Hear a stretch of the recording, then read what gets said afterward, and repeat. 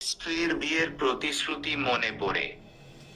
আমি আমার স্বামীকে জিজ্ঞেস করলাম, আমি যখন মাঝে মাঝে রেগে যাই বা অকারণে আমার মেজাজ খারাপ হয়ে যায় তখন আপনার কিছু মনে হয় না?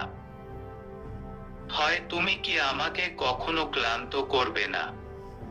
স্বামী কি সুন্দর উত্তর দিয়েছেন। প্রথমত, আপনার গুণাবলী এই ছোট জিনিসগুলির চেয়ে অনেক বেশি।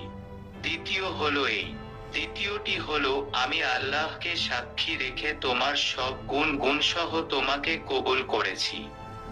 আমি কেন আমার প্রতিশ্রুতি থেকে ফিরে যাব?